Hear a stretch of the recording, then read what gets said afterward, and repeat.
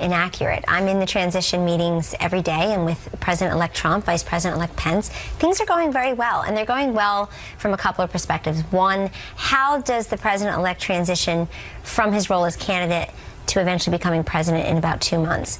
Number two, how is the transition faring in terms of having these landing teams on each of the issue sets and within each of the departments and agencies? And are we prepared? Are we vetting people? The press wants to know why he hasn't picked the cabinet yesterday. Well, the answer is it's a very serious task, yeah. A. B, we're right on time, right on target for what's been done in the past, Republican and Democratic alike. And Howie, I would just remind us all, 16 years ago, after the 2000 election, you and I recall, we didn't know who the president was until about December 12th. So everybody went to Thanksgiving that year not even knowing who the president would be, let alone who his cabinet would be formed of. So I think everybody should just relax. And for me, it's been an extension with the media, an extension of all the negativity and inaccuracies and the conclusions in search of evidence that truly defined the campaign season. Well, since you brought that up, do you feel that, especially in the general election, now continuing in this transition period, that the press, much of the press, I should say, has held Donald Trump to a more negative, harsher, different standard than other presidential candidates? Incontrovertibly, unequivocally, and empirically provable. If you quantified the analyses that were performed before the election, you will quickly see, story after story, the path is narrow, the path is over, there is no 270. Donald Trump will destroy the entire Republican Party, take all the down-ballot candidates with him into the abyss. When you went on all those shows in the closing weeks and said he has a path, he could win this election, you were kind of dismissed as offering a lame kind of spin. It was a combination of, we love Kellyanne, but she's full of it. Or she works really hard, but the path is over, the race is over. And, you know, Howie, the open question is, so what will come of that? You know, will many people in the media stop listening to each other and start listening to Americans? Because in my view, the cues and the clues of this election result were in front of everyone the whole time. They were hiding in plain sight. If you went to Donald Why couldn't journalists hear them? You're saying there's a bubble, there's an echo chamber?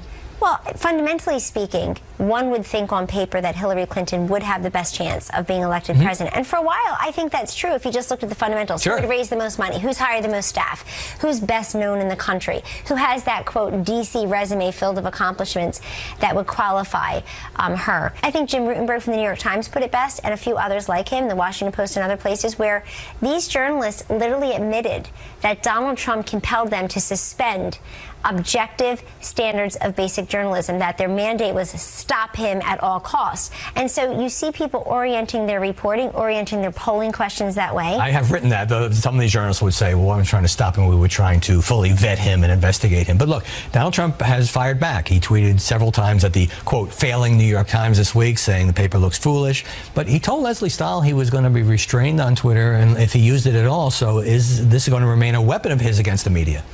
It certainly is a tool of communication for him that's very effective. I mean, Donald Trump has 25 million plus followers on Facebook and Twitter combined. And what I used to tell him during the campaign too, Howie, is that it's such a powerful exit for him. In other words, a mode of communicating that, but for him posting an event or a rally he was going to have, or an article that talked about the strength he may have in Western Pennsylvania, for example, or among union households or the rural vote, then but for him posting that, there may be 25 million people who had not been exposed to that. So I still think it's a powerful tool for communications, but who can blame him if he's at all frustrated with not getting a fair shake? And the irony for me is that because the media did not equip America for the result that we have, President Donald Trump, you have many people who can't seem to accept the election results. I think that's the greatest irony of the last few weeks, is that everybody asked people like me, asked Donald Trump himself, will you accept the results of the election? Right, that was the question, third debate. It was the right question, asked of the wrong asked of the wrong candidate. Let me move to this. There was a huge flap over Trump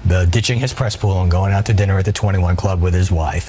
Overblown a bit in my view, but there's an important issue here. Does Donald Trump understand the importance of having a protective press pool follow the next leader of the free world? Yes, and yes, it was overblown. He has a right to go to dinner with his wife and his family. And secondly, yes, it is important to have a protective pool. Our communications director of transition, Jason Miller, did say after the 21 dinner that they'll do a better job of informing the press. But so you're committing, he is committing to allowing a pool to be there just in case something unfortunate happens? Well, he's committing to, we're working out everything in transition, but he's committing to having the press do what it needs to do and be where it needs to be to cover him properly. But let me make very clear something that's important. when Barack and Michelle Obama slipped out once or twice for date night, I think the president went to take a walk sometime. I don't remember the exact circumstances, but it literally was heralded as he's in touch with the common man. Look how great they are going to date night. Again, it just shows you the disparate coverage of two different men trying to do the same thing, which is spend a little family time. Yeah, you're seeing a double standard here. In the closing weeks in the campaign, you were interviewed by MSNBC News anchor Stephanie Ruhle, and she said to you, how do you face your children working for Donald Trump? What did you think at the time? I was offended, to be honest with you. It wasn't the first time I heard that question, and I certainly get it a lot on Twitter, usually by people who have cats as their picture. But anyway... But for journalists to say, basically, how do you live with yourself working for the guy, who now, by the way, is the president-elect? No, that's exactly right. First of all, I live with myself by setting a great example for my children that if you work hard and one day get your opportunity, great things could happen. If you don't whine, you don't complain, if you focus and you become impervious to the naysayers and critics, you can actually accomplish the task at hand. But I thought that Stephanie's question was most symptomatic of the following, which is the media insisted to the American people, here's what's important to you as you go into the ballot box. This is what you care about. This is what you'll vote on. And they became of one mind in that it was going to be exactly what Hillary Clinton was saying on the stump, what anchors, what mainstream journalists were saying in print and on TV, and what Hillary Clinton's paid advertisement was about. She ended up talking about Donald Trump and women to the very last moment, or what he had said about someone 25 years earlier, and America rebelled. They said, you are not going to tell me what's important to me. So I always find the thought police and those who pretend they're for freedom of thought and personal liberty are full of it when it comes to here's how you should raise your children, here's what you should discuss with them. Nobody's going to come between me and the way I decide to raise my children and what I discuss with them, but I can tell you they're very proud, and like other people, particularly women in politics, children, they've made enormous sacrifices for their mother to do this. There's a lot of resentment toward the press over this election, to put it mildly. Kellyanne Conway, thanks very much. Thank you, Hallie. Appreciate it. And joining us now to analyze the coverage of the presidential transition, Aaron McPike, a political commentator and former reporter for Real Clear Politics. Kelly Riddell, deputy opinion editor of the Washington Times. And Joe Trippi, Democratic strategist and a Fox News contributor. Aaron, you heard Kellyanne Conway say that in her view, she contends the coverage of the Trump transition has been too negative, but has it been unfair?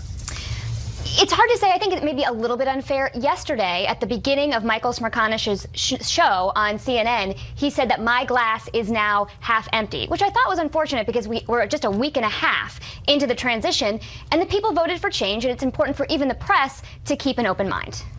The transition has been a bit messy, Kelly, with Mike Pence replacing Chris Christie. Former Congressman Mike Rogers was fired, but all transitions are somewhat messy. So do you see a different press standard here? Yes, I definitely do. I think that the press seeks out stories to confirm their own bias, and that is that Trump's presidency is going to be messy, so we've got to convey this chaotic story. The truth of the matter is, like President Obama didn't name a cabinet member for the first 14 days of his presidency, and David Axelrod even tweeted out this week that, I don't remember anyone giving us grief for not naming our cabinet members this quickly. So yeah, Axelrod said he thought it was an unfair shot to say, why haven't there been more appointments? Exactly, and I think it's been totally unfair. But when Trump goes on Twitter, Joe, and attacks the New York Times and says things are going smoothly, well, not that smoothly. Well, no, but I agree with Kelly and David Axelrod and a lot of other people. I think the coverage has been negative. I think the unfair part is transition in disarray. That was a 3-column headline in the New York Times. Right, and you agree. This is like 7 or 8 days after he's become the president-elect. So what people explains are complaining. What explains that media mindset that it's too slow, it's too chaotic, he barely knows what he's doing? No, I think that's driven by the narrative that was created during the campaign and the American people, by all polling, buying into this argument that he wasn't fit, he wasn't ready, he's not qualified. No, what I'm saying is, so now you carry that narrative forward. What I think the Trump campaign didn't understand was that anything they did, like disrupt, like changing transition chairs, was going to play into that narrative. I do think it was unfair. I think the legitimate questions about who is he talking to. Oh, sure, no one is disputing that. But let me come back to Aaron. It kind of feels like the election is still going on, and that many elements of the press are still sort of on a war footing, perhaps even in opposition to Donald Trump. Yeah, well, I think you're seeing a lot of editorializing go on by the mainstream media in terms of the picks that he makes. As best I can tell, for every name that gets floated that's a far-right conservative choice, there's also an establishment choice. And I think that could be politically shrewd, but that's not how the press is covering it. I mean, look, Donald Trump is talking to people like Mitt Romney who trashed him during the campaign. Just brief answer here. Kellyanne Conway said in that interview that many people can't seem to accept the election results.